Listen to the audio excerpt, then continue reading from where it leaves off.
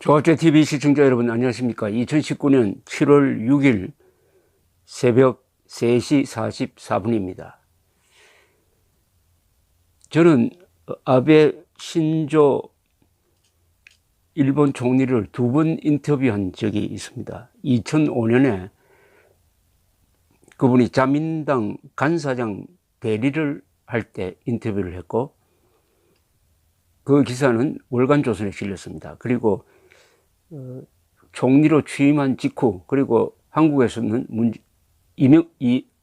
이명박 대통령을 이어서 박근혜 대통령이 취임한 직후인 3월 2일, 2013년 3월 2일 도쿄의 총리 관저에서 1시간 동안 인터뷰를 한 적이 있습니다.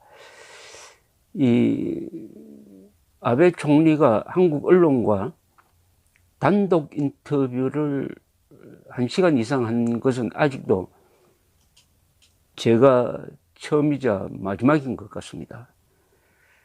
요새 여론조사를 해보니까 한국 사람들은 김정은보다도 아베 총리를 더 미워합니다. 그리고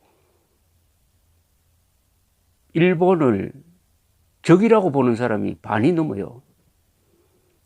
일본은 한국의 우방국이고 한미일 동맹의 한 축이며, 동시에 유엔군 사령부가 전방 유엔군 사령부는 한국에 있지만 후방 유엔군 사령부는 일본에 있고, 일본에 있는 7개 미군 해군 공군기지가 유사시에는 한국을 돕기 위해서 출동하며, 거기에 5만 7천 명의 병력이 배치되어 있고 수백 척의 선박과 수백 대의 전투기가 있다는 사실을 망각하고, 적의 수괴인 김정은을 아베 수상보다 더 좋아하는 한국인이 많다. 이렇게 되면은 과연 우리가 핵무장한 북한으로부터 국민들의 생명재산 자유를 지킬 수 있느냐 하는 근본적인 회의가 듭니다. 이런저런 생각도 있고 해가지고 2013년 3월 2일에 있었던 이 인터뷰 내용을 좀 소개를 해드리려고 합니다. 아베 신조 총리는 이때가 2번째 취임이었습니다. 첫 번째는 2006년에 한 1년 하다가 건강 문제로 사퇴를 했습니다. 그리고 2012년에 아주 일본에서는 드물게 재기를 했습니다. 2번째 하고 나서 지금까지 벌써 6년 넘게 집권하고 있어서 최장기 집권 기록을 지금 세워가고 있습니다. 이때는 취임하자마자 아주 아베노믹스를 내걸고 경제 진작에 전념하고 있을 때였습니다. 그때 인터뷰를 주선하고 통역까지 해주신 분은 일본인 납치자 구출 운동의 지도자인 니시오카 스도무 당시 도쿄 기독교 대학 교수였습니다. 북한 인권 문제에 대해서 맹렬하게 지금도 활동하고 있는 분입니다. 그 인터뷰를 한 곳은 도쿄에 있는 총리관저였습니다. 총리관저인데 이렇게 이야기를 했습니다. 총리관저에서 한국 기자를 인터뷰하는 것은 처음이다. 지난 총리도 아마 그렇게 하지는 않았을 것이다. 뭐 이런 이야기를 했습니다.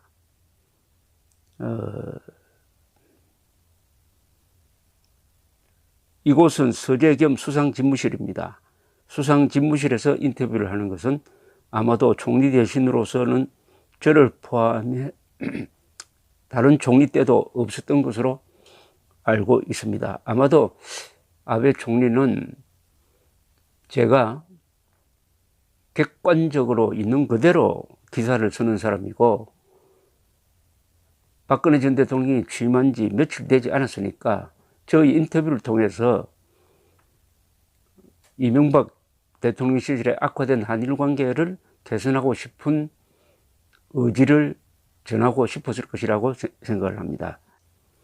이 생각이 6년 뒤 지금은 바뀐 부분도 있을 것이라고 생각하지만은 2013년에 저에게 했던 발언을 아는 것은 지금 당면하고 있는 한일 관계를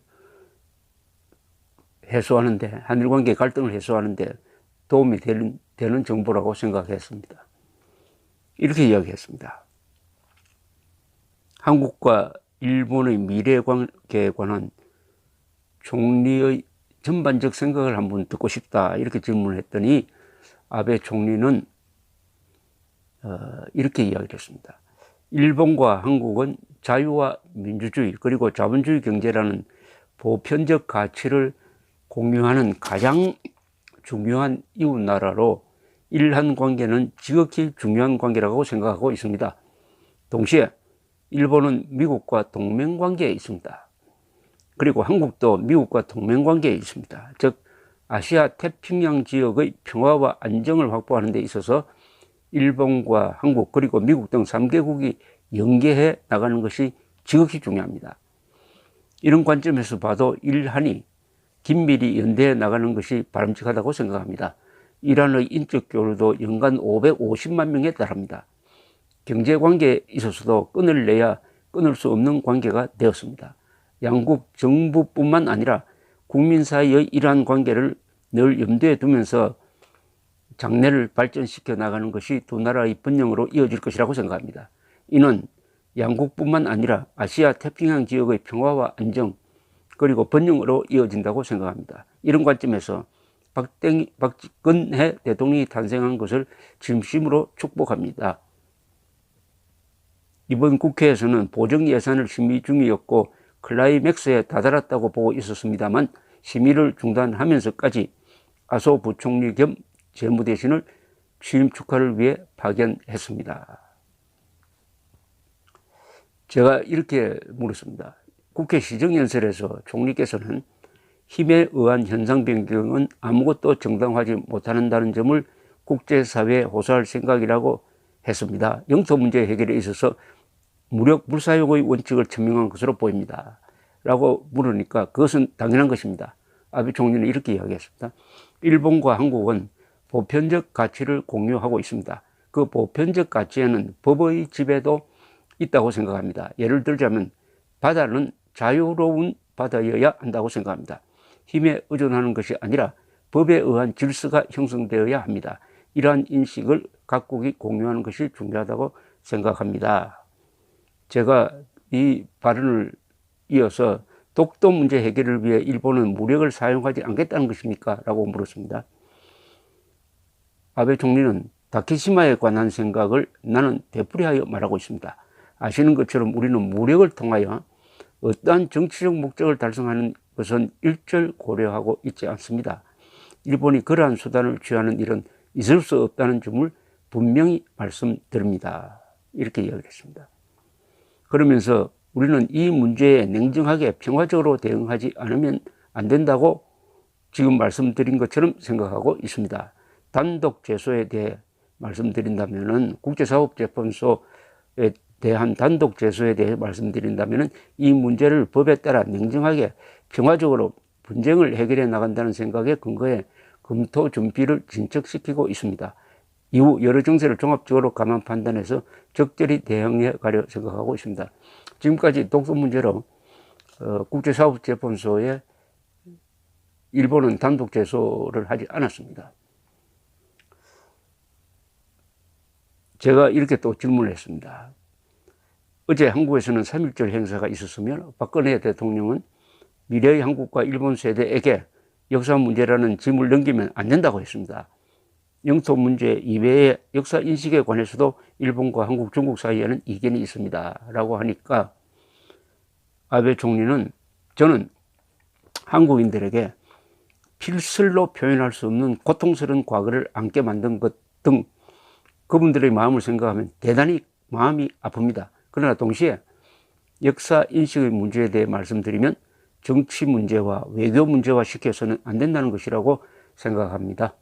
저는 역사 문제에 대해서는 기본적으로 역사가에게 맡겨야 한다고 생각합니다. 이제 우리 정치가들은 미래에 대해 책임을 져야 하지 않나, 그리고 미래에 대해 이야기해야 하지 않나 생각합니다. 라고 했습니다. 위안부 문제에 대해서도 매우 고통스러운 과거를 안게 된 분들에 대해 지금까지의 총리들이 그랬던 것과 같은 생각입니다. 대단히 마음이 아픕니다만 이 문제에 대해 제가 말씀드리고자 하는 것은 역시 이것도 역사의 문제입니다. 전문가나 역사가에게 맡겨야 하는 것이 아닌가. 그 선상에서 이 문제를 어떻게 대처해 나갈 것인지에 대해 전문가나 역사가의 말을 관방장관이 먼저 들어보는 걸로 하고 있습니다.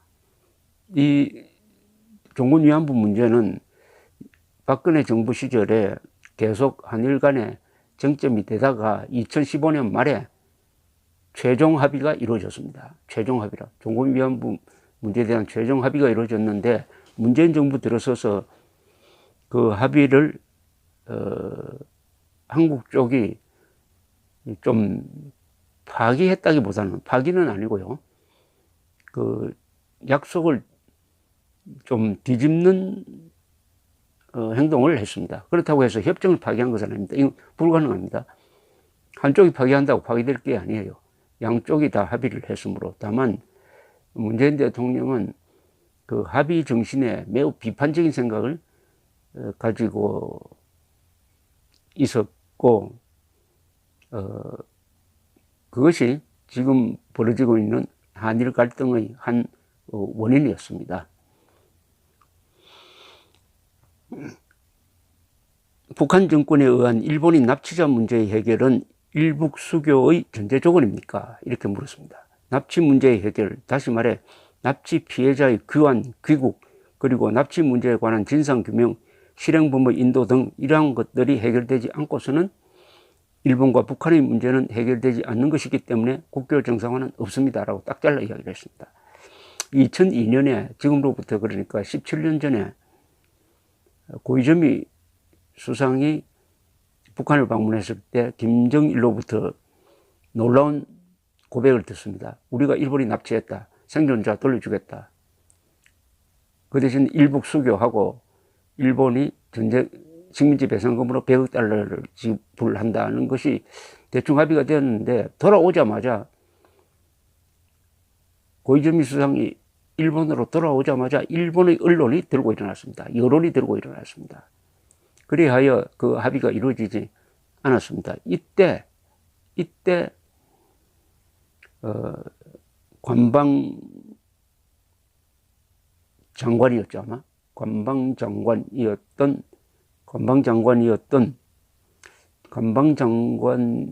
기억됩니다. 아베 수상이 납치 피해자 편을 들었습니다. 즉 일북 수교를 반대하는, 그리고 송환을 요구하는 아주 강경한 입장을 선택을 했고, 이것이 아베 수상을 총리로 만드는데 2006년 큰 역할을 했습니다. 대북 엄정주의자로 상당히 일본 보수 세력의 스타가 되었습니다. 지금도 트럼프 대통령에게 김정은 만날 때마다 납치자 문제 이야기해달라고 부탁을 하고 있고, 트럼프는 그렇게 응하고 있습니다. 그 다음에는 핵 문제에 관해서 질문이 있었습니다. 한국의 정당방위적 핵무장론에 대해서는 어떤 생각을 갖고 있습니까? 이렇게 물었더니 일본은 자체 핵무장 없이 북한의 핵미사일에 대한 방어가 충분하다고 생각합니까? 이렇게 물었습니다. 아주 예민한 질문이죠. 여기에 아베 수상은 이렇게 대답을 했습니다. 일본은 아시는 것처럼 핵 비확산 조약, NPT 조약을 비준한 나라입니다. 최약국으로서 비핵무기 국가로서 핵무기의 수령 혹은 제조 등을 하지 않는 것을 의무로 하고 있기 때문에 NPT 체제 하에서 일본이 핵무기를 보유하는 일은 없다는 점을 말씀드리고 싶습니다. 여기에 기초해 북한에 대해 억지력을 발휘해 나갈 필요가 있다고 생각합니다. 그렇기 때문에 일본, 미국, 한국이 확실히 제휴를 해서 북한의 핵무장 시도를 포기시키지 않으면 안 된다고 생각합니다. 동시에 탄도미사일 방어 시스템을 착실히 정비해 나가려 합니다. 일미 동맹 관계의 유대를 강화해 나감으로써 억지력이 높아질 것이라고 확신합니다. 그러한 의미에서 일미관계 또는 한미관계가 강화되는 것, 그 위에 안전보장 부분에 있어서도 이러한 관계가 강화되는 것이 매우 중요하다고 생각합니다. 말하자면 일본은 자체 핵무장은 하지 않는다. 그러나 한미일 동맹관계를 강화를 해가지고 북한이 핵을 쓰지 못하도록, 핵을 쓰면 그것을 막을 수 있는 억지력을 구축하겠다는 입장을 밝혔습니다. 제가 또 이렇게 물었습니다. 일본은 북한의 핵미사일에 대한 방어에 있어서 충분히 준비되어 있다는 자신을 가지고 있습니까? 라고 물었더니 아베 수상은 이렇게 대답을 했습니다. 우선 중요한 것은 북한의 미사일 공격은 일본뿐만 아니라 국제사회에 대한 도전도 된다는 점입니다. 당연히 일미 안보조약 대상 및 공동대처의 대상이기 때문에 북한은 미국의 보복도 각오하지 않으면 안 됩니다. 그 의미는 현재 일미 관계는 매우 강고하며 북한의 핵실험 이후 오바마 대통령은 전화회담에서 핵우산 문제에 대해 일본 국민들에게 안심하라는 뜻을 밝혔습니다. 미국은 확대 억지, 일본이 공격을 받았을 때 미국이 핵무기를 포함한 군사력으로 일본을 지킨다는 약속, 미국은 대한방위 공약에도 같은 개념을 적용하고 있습니다. 와 관련해서도 그것은 부동한 것이라고 늘 말하고 있습니다. 억지력을 효과적으로 만들려면 탄도미사일 방어를 강고히 하는 것이 중요하다고 생각합니다. 어디까지나 핵 대 핵이 아니라 미국의 핵우산에 또 미국의 핵우산을 확대 적용하는 것, extended deterrence라고 합니다만 필요하면은 북한에 대해서 핵무기까지도 쓸 수 있다고 하는 확고한 미국의 핵우산 공약을 신뢰를 한다. 이런 뜻이었습니다.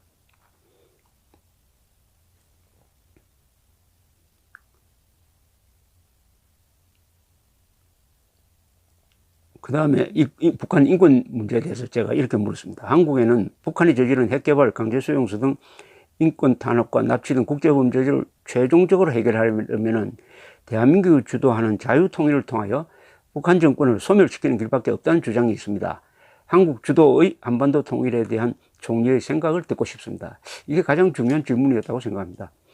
북한에서는 정말로 인권이 탄압당하고 있습니다. 저는 한반도가 평화적으로 통일이 되어 민주적이며 자유롭고 자본주의를 기반으로 법의 지배를 존중하는 통일국가가 되는 것이 마땅하다고 생각합니다. 어쨌든 수많은 주민들이 문화생활을 유지할 수 없고 인권이 현저히 침해받고 있는 북한의 상황에 대해 나도 가슴이 아픕니다. 이 말입니다. 그러니까 많은 한국인들은 일본이 한국의 통일을 반대할 것이라고 생각하는데 한국이 자유민주적으로 통일되는 것은 일본이 적극적으로 지지한다는 것을 밝힌 겁니다. 제가 그 제목을 한번 다시 읽겠습니다. 저는 한반도가 평화적으로 통일이 되어 민주적이며 자유롭고 자본주의를 기반으로 법의 지배를 존중하는 통일국가가 되는 것이 마땅하다고 생각합니다. 이것은 우리 헌법 제4조의 통일방안과 똑같습니다. 우리 헌법 제4조는 대한민국은 자유민주적 기본질서에 입각한 평화적 통일정책을 수립하고 추진한다고 되어 있습니다. 바로 그것을 아베 총리가 지지한다는 겁니다. 이렇다면 미국과 한국과 일본은 한반도의 통일에 대해서 일치하고 있습니다. 그러니까 동맹국입니다. 그러니까 동맹국인데 이것을 깨는 사람은, 이 동맹관계를 깨는 사람은 지금 문재인 정권입니다. 문재인 정권은 자유민주적 기본질서에 입각한 통일정책이 아니라 4.27 판문점 선언에서 민족 반역자인 김정은과 우리 민족끼리 자주적으로 통일하자. 거기서 자유가 빠졌습니다. 이렇게 합의를 했던 것입니다.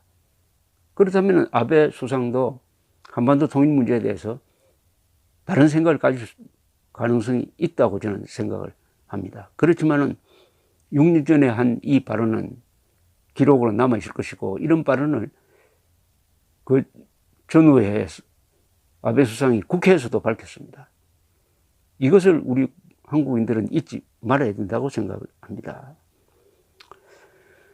제가 아베 수상에 대해서도 이렇게 좀 비판적인 질문을 했습니다. 한국 언론은 대체로 일본이 우경화되고 있다고 보도하고 일부 언론은 현 일본 정권을 극우라고 표현하기까지 했는데 자민당이 참여원 선거에서도 이기면은 자위대 명칭 변경 및 집단 자유권 행사를 위한 개헌을 시도할 생각입니까? 라고 물었더니 아베 수상은 저희 정책 자체가 극우적이라고 종종 한국의 매스컴으로부터 비판받고 있습니다. 제가 지난 정권에서 방위청을 방위성으로 승격시킨 것, 그리고 지금은 집단적 자유권 행사와 관련된 해석의 검토를 시작한 것, 또한 자민당이 헌법을 개정한 후 자위대의 명칭을 국방군으로 바꾸기로 결정한 것들의 지적을 받았습니다. 과거 서울대학교에서 소수의 청중을 대상으로 강연을 한 적이 있습니다. 이때도 제가 방위청을 성으로 승격시켜 집단적 자유권 행사를 인정함으로써 일본을 극우적인 군국주의 국가로 만들려는 게 아니냐는 말을 들었습니다. 저는 이렇게 대답했습니다. 그러면 한국은 집단적 자유권을 행사할 수 없습니까? 한국의 방위를 담당한 정부기관은 다른 부처보다 격이 낮은 기관입니까? 그렇지 않습니다.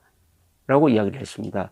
이것은 한국을 포함한 대다수 국가도 채택하고 있거나 그렇게 하려고 하는 안전보증체제와 비슷하게 하려는 행위에 지나지 않습니다. 명칭에 있어서도 한국도 군대입니다. 저희 주장이 극우적이라면 세계 국가들 모두가 극우 국가가 됩니다. 그런데 아직도 한국에서는 아베 정권을 군국주의를 추구한다고 하고 있습니다.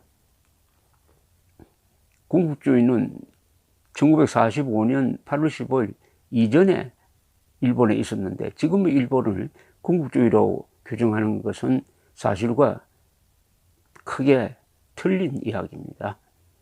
헌법이 전쟁을 못하도록 묶고 있고 심지어는 미국이 동맹국인 미군이 공격받았을 때도 일본이 미군과 합동작전을 할 수 없게 되었는데 이것을 법 해석을 통해서 그것을 할 수 있도록 지금 아베 수상 시절에 바꾸어 놓았는데 그것도 좀 복잡하고 애매합니다.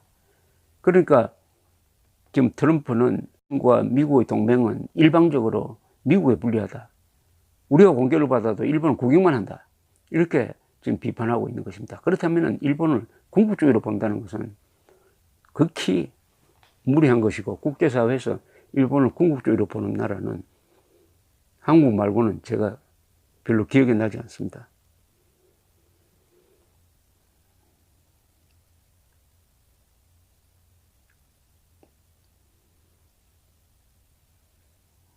저는 이런 제안을 아베 수상에게 한번 해봤습니다. 저는 기본적으로 질문입니다. 아베 수상에게 이런 질문을 했습니다. 저는 기본적으로 한자 문화를 공유하는 한일 중 그리고 동남아시아 국가들 사이에서는 역사 문제, 영토 문제 해결은 어려울 것이나 미래를 위해 협조함으로써 영토 문제, 역사 문제의 갈등을 약화시킬 수 있다고 생각합니다. 그러기 위해서는 정경 분리, 무력 사용 배제, 국민 친선의 강화가 필요하다고 생각합니다만 이렇게 물었더니 아베 수상은 이렇게 이야기했습니다. 나 자신도 기본적으로 전 편집장, 저를 지칭하는 겁니다. 전 편집장의 생각에 찬성합니다. 우선 군사적인 선택지를 배제해야 합니다. 경제는 서로 필요한 관계입니다. 일중하니 경제관계를 강화해 나가는 것은 각국의 국익 증진에 서로 연결되는 것이기 때문에 정치적 과제가 발생해도 영향을 주지 않아야 한다는 냉정한 대응이 필요합니다. 그런데 지금 아베 수상은 한국에 대해서 경제 제재에 나섰습니다. 완전히 6년 전에 했던 이야기와 달라졌습니다. 달라질 수밖에 없었던 어떤 이유가 있는지 그것은 여러분들이 최근 언론을 통해서 확인할 수 있을 것이라고 생각을 합니다.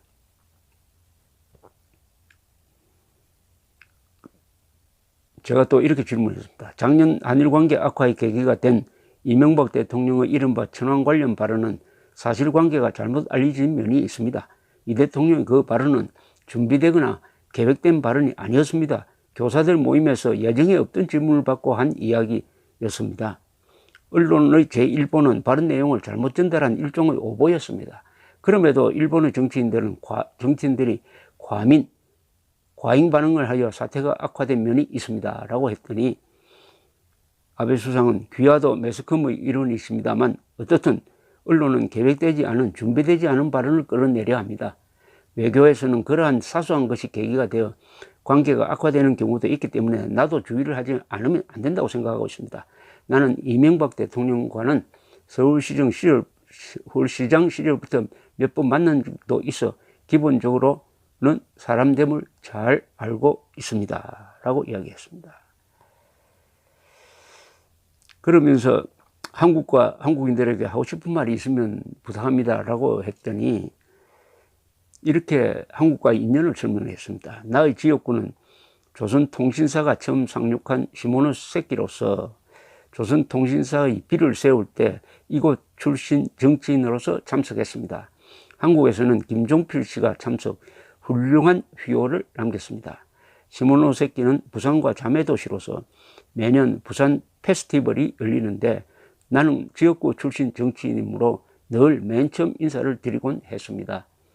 일본에서 한글 표기가 가장 많은 도시인데 모든 표지판에 한글이 병기되어 있습니다. 그런 곳이 저희 지역입니다. 역시 지금부터 일본도 한국이 필요하고 한국도 일본이 필요하다고 생각해 주면 합니다. 지금부터 더욱 일랑관계를 발전시키려 합니다. 박근혜 대통령과 나는 정치 집안에서 태어났으며 박근혜 대통령은 대단한 고난을 극복해 대통령이 되셨습니다. 나도 공감하는 부분이 있고 신뢰관계를 구축해 나가고 싶습니다. 박근혜 대통령은 부모가 암살되고 본인도 습격을 받아 얼굴에 상처를 입었는데 그런 어려움을 겪고도 고난을 극복한 분입니다. 정말로 훌륭한 지도자라고 생각합니다. 관방장관 시절엔 함께 식사를 한 적도 있습니다. 박 대통령과 신뢰관계를 구축하여 이란의 새로운 시대를 만들고 싶습니다.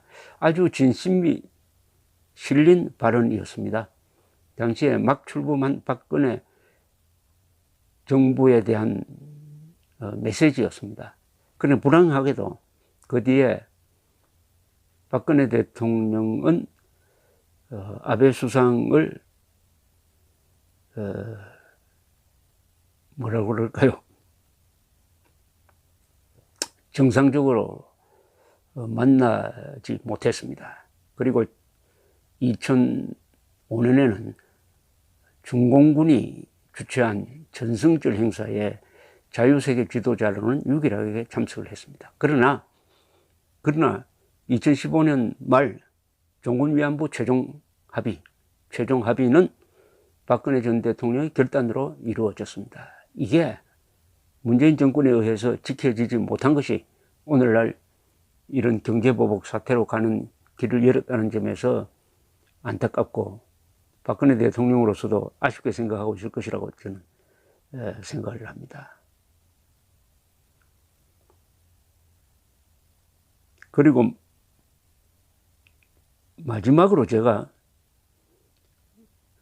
아베 총리에게 한 대목의 글을 읽어 드렸습니다.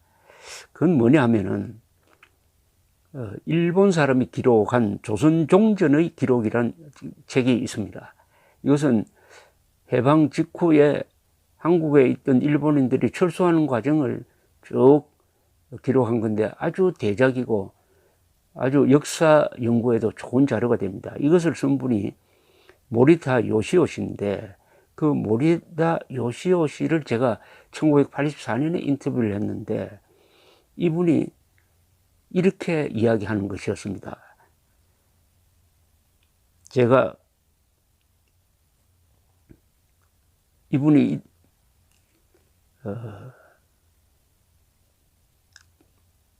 당시에 일본인으로서 고맙게 생각한 분이 한 분 있다고 했습니다. 그것은 안재홍 씨였습니다. 안재홍 씨. 독립투사죠. 이렇게 이야기했습니다. 책을 쓰면서 제가 이 모리다 요시오 씨의 이야기입니다. 이것을 제가 아베 수상에게 전했습니다. 모리다 씨는 저와 만나서 이것만은 꼭 기사에 써달라면서 설명을 했습니다. 제가 책을 쓰면서, 즉 조선종전의 기록을 쓰면서 감격에 못 이겨 눈물을 흘린 자료가 있습니다. 8월 15일 오후 3시 경성방송국을 통해 안재홍 선생, 건준 부위원장이 한 연설의 대목입니다. 저는 아베 총리에게 이 대목을 읽어주었습니다. 안재홍 씨의 연설을 읽어주었습니다. 왜냐하면 모리다 요시오시는 안재홍 씨의 이 연설 덕분에 일본인들이 낭패를, 봉변을 당하지 않았다, 많이 당하지 않았다라고 고맙게 생각하고 있었습니다. 안재홍 씨가 방송에서 한 연설입니다. 끝으로 국민 여러분께서는 각별히 유의하여 일본 거주민의 감정을 자극하지 않도록 하십시오. 40년간의 총독 통치는 이미 과거의 일이 되었습니다.